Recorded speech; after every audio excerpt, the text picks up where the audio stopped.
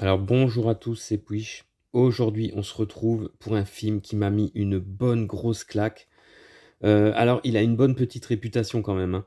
On se retrouve pour Limbo, un film de Soi Chang. C'est un film qui est sorti là en Blu-ray. Il vient de sortir cette semaine. Il était sorti cet été, je crois, au cinéma, mais je pense de façon confidentielle chez nous, hein. Après, je crois qu'en Chine, il est sorti l'année dernière ou l'année d'avant. C'est un film de 2 heures, un film policier, et c'est tout simplement une bonne grosse tuerie. Alors déjà, j'ai envie de vous dire, regardez-moi ça. Donc c'est un film en noir et blanc. Alors là, l'édition, elle est tout simplement, ben, il n'y a pas à chier, hein. Elle est tout simplement superbe. Regardez-moi, voilà, excellent, magnifique. Alors vous avez une idée, en fait, avec cette image, des plans que complètement, mais vraiment magnifiques qu'on peut avoir dans le film. Alors il y a aussi un petit livret qui est vraiment stylé. En plus, le livret, il est pas mal parce que, voilà, on a certaines images du film. Enfin, la plupart des photos tirées du film sont du coup en couleur. D'ailleurs, je me demande si le film, voilà, c'est vraiment, visuellement, c'est du très très lourd. C'est vraiment un film magnifique, c'est du lourd, hein. Franchement, voilà. Mais le film est entièrement en noir et blanc. Alors, ça fait bizarre d'ailleurs de le voir en couleur. Le livret est vraiment très très intéressant. Donc, c'est un film policier. Alors, le réalisateur, Soi Chang, c'est quand même le réalisateur de Dog by Dog. Donc, c'est un film de 2006, si je me trompe pas, un film chinois, qui était déjà du très très lourd. Et c'était déjà un film qui nous amenait dans les bas-fonds de la Chine, de Hong Kong. Un film sur des combats clandestins comme ça, avec des laissés pour compte. C'était un film aussi très très dur. Alors, ce film Limbo, il s'en rapproche vraiment pas mal, hein. Il est dans la droite lignée de ce film. En fait, on va suivre les deux inspecteurs là qu'on voit sur la jaquette. Donc l'inspecteur Chamelot, joué par Gordon Lam, et l'inspecteur William, joué par Mason Lee. Donc tous deux des habitués des productions chinoises, hein. Euh, Ils sont excellents. D'ailleurs, ils sont excellents les deux. Donc on a un jeune inspecteur qui se retrouve avec un autre qui est un vieux de la vieille, une forte tête, qui a une histoire assez tragique. Et en fait, ils vont se mettre à traquer un espèce de malade mental, un serial killer qui tue des femmes en laissant uniquement la main gauche. Donc ils vont partir de ses mains, ils vont trouver des cadavres. Bref, il y a toute une histoire qui va se jouer. Et en parallèle de ça, il va y avoir un troisième personnage, donc Wong To, qui est une femme qui sort de prison, une jeune femme qui sort de prison. Elle est jouée par Xia Liu. Alors elle, dans le film, pareil, elle est vraiment excellente. Elle a un rôle en plus que difficile à jouer. Elle va être vraiment malmenée pendant tout le film, mais vraiment, elle est hyper expressive. Il y a vraiment quelque chose je trouve, il y a vraiment quelque chose de très fort avec son personnage. Je peux pas trop en dire à cause de, je voudrais pas vous gâcher certains éléments importants du film qui m'ont étonné. On s'y attend pas forcément, même si globalement, ça reste un film très classique. C'est un film policier classique avec une traque au serial killer. La plupart du temps, hormis ce qui tourne autour du personnage de Wong To au tout début du film et de son rapport avec les inspecteurs, hormis ça, qui m'a un peu étonné, où le film s'éloigne un petit peu du schéma policier classique de la course-poursuite avec le serial killer pour embrayer sur une deuxième histoire en parallèle. Hormis ça, tout ce qui est enquête et ça, bon, c'est du vu et revu, mais c'est très bien fait. Notamment le final, hein, qui est vraiment le grand classique de ce qu'on voit d'habitude, mais c'est très bien fait et surtout visuellement. Moi, j'ai envie de dire, ce film, visuellement, c'est une bonne petite claque.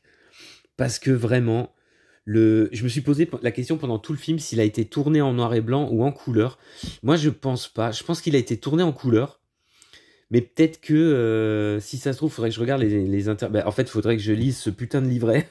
Parce qu'il y a une interview de l'équipe du film. Vous voyez, je l'ai pas encore lu. Mais en fait, le film, je l'ai vu à peine hier.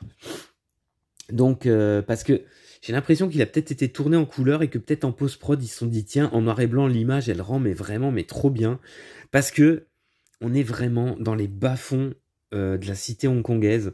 On est parmi les rebuts, on verra beaucoup de personnages qui sont des SDF, on verra énormément de monticules, de déchets, d'ordures. On est vraiment, c'est la ville sous la ville, quoi. c'est vraiment très impressionnant. Il y a un côté, avec le noir et blanc, il y a un côté très irréel. Ça donne un côté irréel au décor parfois. Ça donne un côté... ouais, on est vraiment dans un peu... On bascule un peu dans un autre monde qui est caché, que les gens normaux ne veulent pas voir. On n'est que avec des laissés pour compte. Le film, globalement, euh, est vraiment un film violent. De par sa thématique, de par son tueur, de par les sévices qui seront faits aux femmes et notamment, mais pas qu'elles, notamment au personnage de Wong To. On aura aussi des personnages qui sont des énormes toxicomanes, des rebuts de la société. Vraiment, le film est vraiment un film très très dur, très très méchant.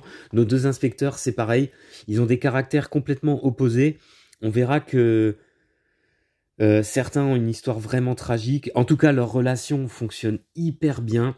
La traque est totalement haletante. Je vais vous dire, les 2 heures du film, mais elles passent comme ça. Un film, un thriller, mais vraiment du très très très bon.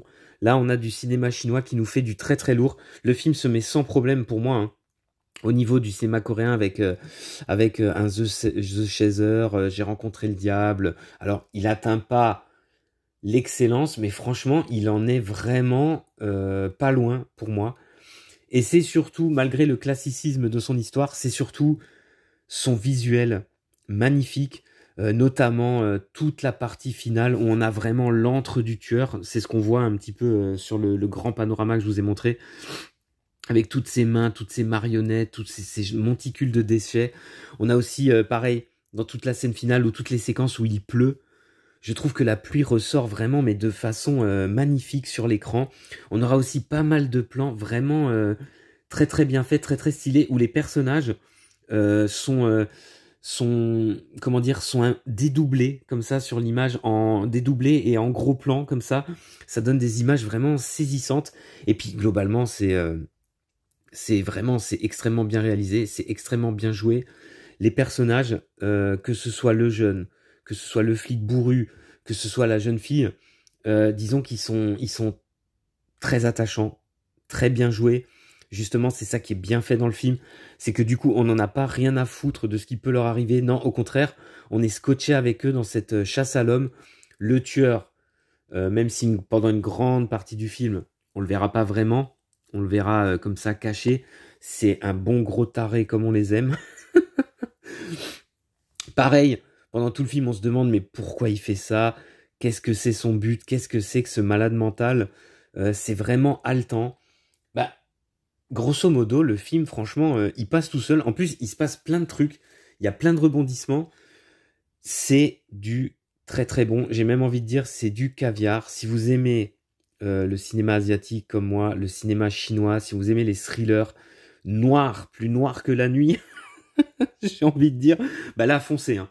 Là, foncez. Je pense que cette année, peut-être je m'avance un petit peu, mais alors cette année, c'est un des meilleurs films que j'ai vu, sans aucun problème. Ne serait-ce pour toute sa partie, j'adore les plans, les grands plans d'ensemble comme ça, où on voit la ville. Pareil, les plans vus de haut, comme ça, on voit les petites ruelles, ou même vus en profondeur. Parfois, ça m'a fait penser un peu à du Tsukamoto, mais c'est aussi l'utilisation du noir et blanc. Parfois, le film m'a fait un petit peu penser à Boulette Ballette, Tetsuo, comme ça, avec son noir et blanc, son côté bas-fond de Hong Kong. Enfin, vraiment, du très très bon. Alors, par contre, le film est ultra dur. Ça, c'est clair. Notamment avec le personnage de Wong To, qui est véritablement un personnage ultra attachant, malgré ses énormes défauts. C'est une reprise de justice, elle a plein de problèmes, mais putain, cette meuf-là, c'est vraiment une espèce c'est une survivante. Franchement, il y a vraiment, il y a plusieurs passages dans le film qui sont vraiment limite émouvants. Limite émouvant autour de son personnage et autour de sa relation avec le flic. Vraiment, il y a quelque chose de très très fort, et c'est pour ça que ça nous prend aux tripes, surtout dans la dernière partie, forcément quand tout s'accélère, hein. Comme je vous ai dit, c'est assez cousu de fil blanc, mais vraiment cette chasse à l'homme nous prend aux tripes. Du très très très bon. Franchement, vraiment du très très lourd, du cinéma chinois comme on aimerait en voir plus souvent. Du bon, sérieux, foncé. En plus, l'édition est magnifique, l'image est superbe en Blu-ray. L'édition est magnifique, franchement, foncez. Et puis je vous dis à plus pour de prochaines critiques.